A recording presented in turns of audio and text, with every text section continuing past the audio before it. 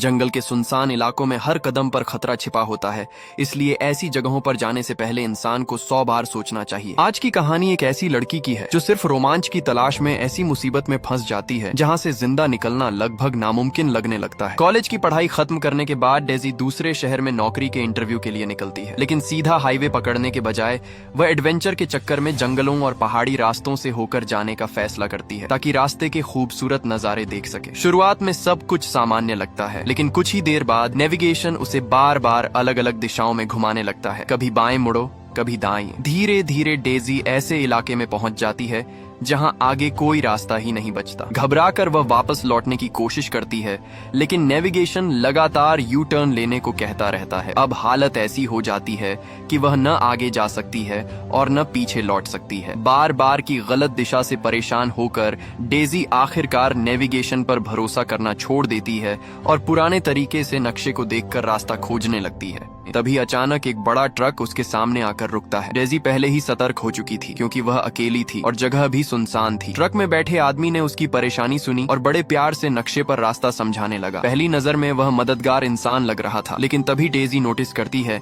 कि वह चुपके से गाड़ी का दरवाजा बंद कर देता है। उसकी हरकत देखकर डेजी के मन में शक पैदा हो जाता है। कुछ ही देर बाद वह आदमी डेजी को जबरदस्ती अपने घर चलने का न्योता देने लगता है। उसकी जरूरत से ज्यादा दोस्ती और अजीब व्यवहार से डेजी डर जाती है। जैसे ही वह साफ मना करती है, आदमी का असली चेहरा सामने आ जाता है। अचानक हालात बेकाबू हो जाते हैं। दो आदमी डेजी का पीछा करना शुरू कर देते हैं। डेजी जान बचाने के लिए पूरी ताकत से भागती है। उसे समझ ही नहीं आता कि कुछ मिनट पहले तक सब सामान्य था और अब उसकी जान पर बन आई है। भागते भागते उसकी टांग बुरी तरह घायल हो जाती है। दर्द इतना ज्यादा होता है कि चलना मुश्किल हो जाता है, लेकिन पीछे से आते कदमों की आवाज उसे रुकने नहीं देती। जब दोनों आदमी उसके बेहद करीब पहुंच जाते हैं, तब डेजी अचानक एक पत्थर उठाकर उनकी तरफ फेंक देती है। पत्थर लगते ही उनका ध्यान कुछ सेकंड के लिए भटक जाता है और उसी मौके का फायदा उठाकर डेजी जंगल की ओर भाग निकलती है। धीरे धीरे शाम होने लगती है। कई घंटों तक भागते रहने के बाद डेजी एक छोटी सी नदी के किनारे पहुंचती है। वह इतनी प्यास से बेहाल होती है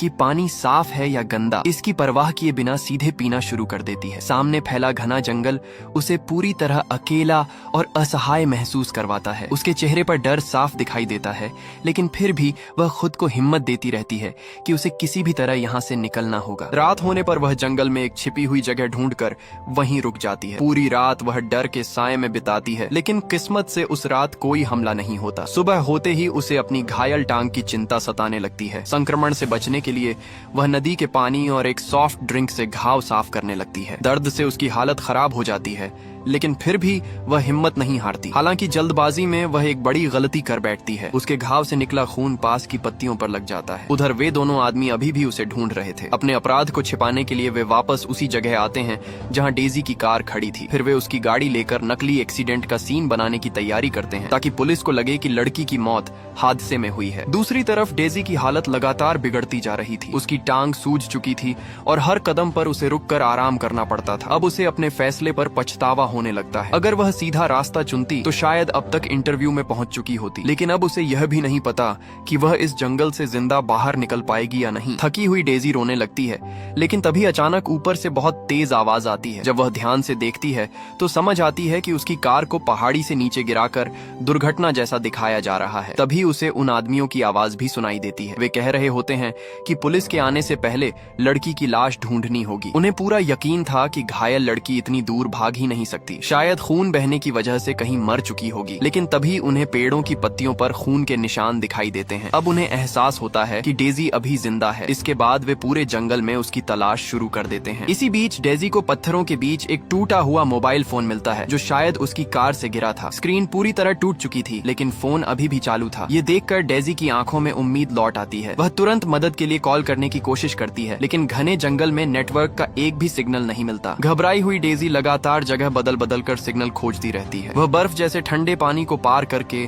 सामने पहाड़ी पर भी जाती है, लेकिन हर कोशिश बेकार साबित होती है। तभी फोन की बैटरी खत्म हो जाती है और मोबाइल बंद हो जाता है। अब डेजी पूरी तरह टूट चुकी थी। भूख, ठंड, दर्द और डर ने उसके शरीर को कमजोर कर दिया था। कई दिनों की थकान और तनाव के बाद आखिरकार उसका शरीर जवाब दे देता है और वह बेहोश होकर गिर पड़ती है। जब उसे होश आता है तो वह खुद को एक अजनबी जगह पर पाती है। उसकी टांग पर पट्टी बंधी हुई होती है, जैसे किसी ने उसका इलाज किया हो। डेजी धीरे धीरे उठकर बाहर निकलने की कोशिश करती है, लेकिन तभी एक आदमी कमरे में दाखिल होता है। उसे देखते ही डेजी डर जाती है। अब वह किसी अजनबी पर भरोसा करने की हालत में नहीं थी। वह तुरंत पास पड़ा एक औजार उठा लेती है और आदमी को चेतावनी देती है कि वह उसके करीब आने की कोशिश न करे। डर और घबराहट ने उसके दिमाग पर पूरी तरह कब्जा कर लिया था, इसलिए सामने वाला इंसान चाहे जितनी सफाई देता रहे, डेजी अब किसी की बात मानने को तैयार नहीं थी। डेजी ने घबराहट में पास रखा एक डिब्बा उठाया और उसमें भरा सफेद पाउडर सीधे उस आदमी के सिर पर फेंक दिया। अगले ही पल आदमी दर्द से चीख उठा। असल में वह कोई साधारण पाउडर नहीं,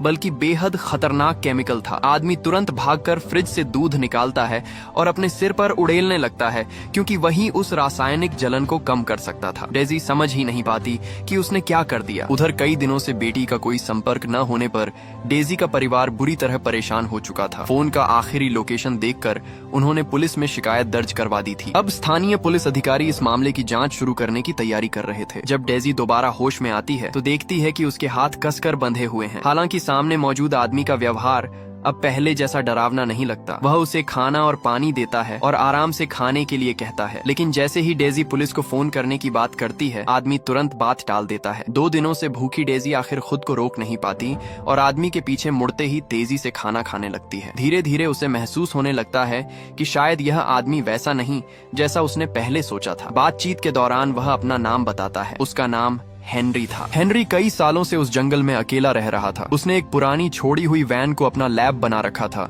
जहां वह ड्रग्स बनाने का काम करता था। जब डेजी अपनी पूरी कहानी उसे सुनाती है तो हेनरी तुरंत समझ जाता है कि उसका पीछा करने वाले वे दोनों आदमी कौन थे। तभी बाहर अचानक कोई आवाज आती है। हेनरी का चेहरा गंभीर हो जाता है। उसके हाव भाव देखकर डेजी समझ जाती है कि बाहर वही लोग होंगे जिनसे वह जान बचाकर भागी थी। और सच में बाहर वही दोनों आदमी थे। असल में जंगल में रहने वाले सिर्फ यही 3 लोग थे और कई सालों से साथ काम कर रहे थे। हेनरी ड्रग्स तैयार करता था और बाकी दोनों आदमी माल सप्लाई करने का काम करते थे। लेकिन इस बार वे व्यापार के लिए नहीं आए थे। वे खास तौर पर घायल लड़की को ढूंढने निकले थे। हेनरी उन्हें अंदर आने से रोकने की पूरी कोशिश करता है। वह बहाने बनाता है, बात घुमाता है, लेकिन आखिरकार दोनों जबरदस्ती अंदर घुस जाते हैं। हैरानी की बात यह थी कि अंदर कोई नहीं था। उनके ध्यान भटकते ही हेनरी जल्दी से खाना और पानी छिपा देता है और कमरे में मौजूद हर सबूत मिटाने की कोशिश करता है। सब कुछ इतना सामान्य लग रहा था कि दोनों आदमियों को कोई शक नहीं हुआ। असल में उनके आने से पहले डेजी ने अपनी समझदारी से खुद को बचा लिया था। उसने कमरे में मौजूद केमिकल्स को पानी के साथ मिलाकर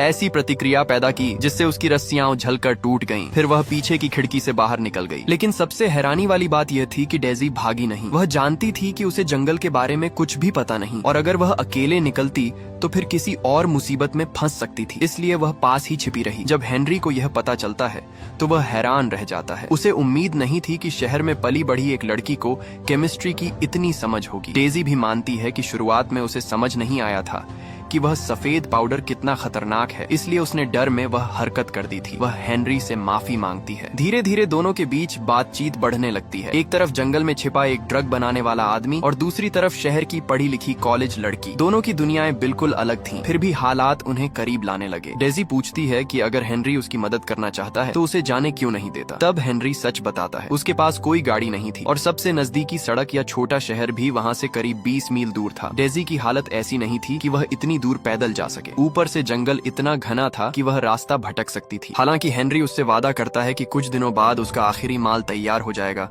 और तब वह खुद उसे वहां से बाहर ले जाएगा। ये सुनकर डेजी को पहली बार थोड़ा सुकून मिलता है। दिन गुजरने लगते हैं और दोनों के बीच भरोसा बढ़ता जाता है। कई बार जब डेजी अकेले बाहर निकलती तो हेनरी बहुत गुस्सा हो जाता, क्योंकि उसे डर था कि कहीं वे दोनों आदमी उसे फिर न पकड़ लें। लेकिन डेजी को परेशान देखकर उसका गुस्सा तुरंत शांत भी हो जाता। एक दिन डेजी के पूछने पर हेनरी उसे जंगल से बाहर निकलने का सबसे छोटा रास्ता भी बता देता है। अब डेजी का भरोसा उस पर पूरी तरह बनने लगा था, लेकिन अभी भी उसे यह नहीं पता था कि असली खेल क्या है। फिर एक दिन अचानक एक पुलिस अधिकारी वहां पहुंचती है और सारी सच्चाई सामने आने लगती है। असल में हेनरी और वे दोनों आदमी उसी महिला अधिकारी के लिए काम करते थे। वही इस पूरे नेटवर्क की असली सरगना थी। उसकी सुरक्षा में वे दोनों आदमी सालों से जंगल में लड़कियों का शिकार करते आ रहे थे। न जाने कितनी मासूम लड़कियां उनकी वजह से गायब हो चुकी थीं। जब डेजी पहली बार जंगल में पहुंची थी तब मैट और उसका साथी एक लाश छिपा रहे थे। उन्हें लगा कि डेजी ने सब कुछ देख लिया है, इसलिए वे उसे ढूंढकर मार देना चाहते थे ताकि कोई गवाह न बचे। इस बार भी महिला अधिकारी उसी वजह से वहाँ आई थी, लेकिन हेनरी किसी भी कीमत पर उसे घर के पास नहीं आने देना चाहता था। वह डेजी को बचाने की कोशिश कर रहा था। मजबूर होकर अधिकारी को वापस जाना पड़ता है। कुछ देर बाद मैट माल लेने आता है। जाते जाते वह बड़ी शान से पुलिस अधिकारी द्वारा दिया गया जैकेट दिखाता है। तभी अचानक उसकी नजर सीढ़ियों पर पड़े पैरों के निशानों पर जाती है। वहाँ 2 अलग अलग आकार के निशान साफ दिखाई दे रहे थे। मैट तुरंत समझ जाता है कि यहाँ कोई और भी मौजूद है, लेकिन वह जाहिर नहीं होने देता। वह ऐसे व्यवहार करता है जैसे उसने कुछ देखा ही न हो। दूसरी तरफ हेनरी को अंदाजा तक नहीं होता कि मैट सब समझ चुका है। उस रात हेनरी और डेजी जंगल से भागने की योजना बना रहे होते हैं। तभी अचानक मैट कमरे में घुस आता है। स्थिति बेहद खतरनाक हो जाती है। तभी हेनरी अचानक चालाकी से खेल पलटने की कोशिश करता है। वह कहता है कि लड़की को अभी मारना सही नहीं होगा। पिछले कुछ दिनों में उसने उसे पूरी तरह अपने काबू में कर लिया है और अब वह काम में उसकी मदद भी कर सकती है। अपनी बात साबित करने के लिए वह डेजी को सबके लिए कॉफी बनाने का आदेश देता है। डेजी तुरंत उसकी आंखों का इशारा समझ जाती है। वह चुपचाप कपों में कॉफी डालते हुए उनमें एक खास केमिकल मिलाने लगती है और ऐसे दिखाती है जैसे सब कुछ बिल्कुल सामान्य हो। डेजी ने कॉफी के कप माइक्रोवेव में रख दिए। पूरा काम उसने इतनी चालाकी से किया कि मैट और उसके साथी को जरा भी शक नहीं हुआ। लेकिन जैसे ही उन्हें कुछ गड़बड़ महसूस हुई तब तक बहुत देर हो चुकी थी। अचानक जोरदार धमाका होता है और माहौल पूरी तरह बिखर जाता है। किसी तरह वे दोनों बाहर निकल आते हैं, लेकिन हेनरी की पीठ बुरी तरह घायल हो चुकी थी। उससे भी ज्यादा डरावनी बात यह थी कि बुरी तरह झुलसा और घायल होने के बावजूद मैट अभी भी जिंदा था और बाहर निकल आया था। हेनरी समझ चुका था कि ताकत के मामले में वह मैट का मुकाबला नहीं कर सकता, लेकिन वह किसी भी हालत में डेजी को बचाना चाहता था। अपनी बची हुई आखिरी ताकत लगाकर वह मैट के हाथ से बंदूक छीन लेता है। ऐसा लगता है जैसे अब शायद सब खत्म हो जाएगा, लेकिन तभी अचानक पीछे से 2 गोलियों की आवाज गूंजती है। ये आवाज उस महिला पुलिस अधिकारी की थी। गोलियों की आवाज सुनते ही डेजी समझ जाती है कि कुछ बहुत बुरा हो चुका है। उसका दिल टूट जाता है, लेकिन अब रुकने का मतलब मौत था। वह अपने दर्द और डर को ताकत बनाकर वहाँ से भागना शुरू कर देती है। उधर महिला अधिकारी को अब पूरे हालात का अंदाजा हो चुका था, लेकिन उसके चेहरे पर डर या घबराहट का कोई निशान नहीं था। उसकी सबसे बड़ी चिंता सिर्फ आखिरी ड्रग्स की खेप थी जो सुरक्षित उसकी गाड़ी में रखी हुई थी। अब उसके रास्ते में बस एक ही रुकावट बची थी, डेजी, और इसलिए उसने फैसला कर लिया कि डेजी को हर हाल में खत्म करना होगा। कई घंटों तक भागते रहने और जान की बाजी लगाने के बाद आखिरकार डेजी किसी तरह मुख्य सड़क तक पहुंच जाती है, लेकिन उसकी किस्मत इतनी खराब थी कि वहां उसे वही महिला अधिकारी मिलती है। हालांकि डेजी ने उसे पहले कभी देखा नहीं था, लेकिन उसे उसकी आवाज याद थी। जब वह पहले हेनरी के घर में छिपी हुई थी तब उसने उसी महिला को हेनरी से बात करते सुना था। इसलिए जैसे ही अधिकारी ने पहली बार उससे बात की, डेजी तुरंत समझ गई कि अब वह बहुत बड़े खतरे में है। महिला अधिकारी बंदूक के दम पर उसे अपने साथ ले जाती है। दोनों एक नदी के किनारे पहुंचते हैं। अब अधिकारी अपनी आखिरी योजना पूरी करने वाली थी। डेजी कितनी भी मिन्नतें करे, वह महिला बिल्कुल पत्थर दिल बनी रहती है। डेजी समझ चुकी थी कि अधिकारी उसे मारकर उसकी मौत को डूबने का हादसा दिखाना चाहती है। जब डेजी पानी में उतरती है, शायद वही उसकी आखिरी उम्मीद थी भाग निकलने की, लेकिन अधिकारी पहले से तैयार थी। वह तुरंत डेजी को पकड़कर बेरहमी से पानी में धक्का दे देती है। कमजोर और घायल डेजी उसकी ताकत के सामने टिक नहीं पाती। वह बार बार खुद को छुड़ाने की कोशिश करती है, लेकिन हर कोशिश बेकार साबित होती है। धीरे धीरे उसकी सांसें टूटने लगती हैं। लेकिन तभी मौत और जिंदगी के बीच के उस आखिरी पल में डेजी को याद आता है कि उसने लैब से एक छोटा सा औजार अपने बचाव के लिए छिपा कर रखा था। वो तुरंत उसे निकालती है और पूरी ताकत से हमला कर देती है। यहीं आकर इस खौफनाक कहानी का अंत होने लगता है। वह भ्रष्ट पुलिस अधिकारी जिसने अपने पद और ताकत का इस्तेमाल करके सालों तक अपराधियों का साथ दिया, मासूम लोगों की जान ली और जंगल को नरक बना दिया था, आखिरकार अपने अंजाम तक पहुंच जाती है। डेजी आखिरकार उस डरावने जंगल से जिंदा बाहर निकल आती है, लेकिन उसके चेहरे पर कोई खुशी नहीं होती। उसकी आंखों में सिर्फ खालीपन और सदमा दिखाई देता है। जो कुछ उसने देखा और सहा, उसने उसकी सोच हमेशा के लिए बदल दी थी। अब वह समझ चुकी थी कि चमकती हुई आधुनिक दुनिया के पीछे इस धरती पर ऐसे भी इलाके मौजूद हैं जो किसी नरक से कम नहीं। फिल्म सिर्फ एक सर्वाइवल कहानी नहीं सुनाती, बल्कि इसके अंदर कई गहरे संदेश भी छिपे हुए हैं। शुरुआत में फिल्म हमें बड़े शहरों की ऊंची इमारतें दिखाती है, तेज रफ्तार हाईवे दिखाती है, फिर खेतों में ट्रैक्टर चलाते किसान और खुले मैदानों में घूमते जानवर। इसके बाद कहानी धीरे धीरे इंसानी सभ्यता से दूर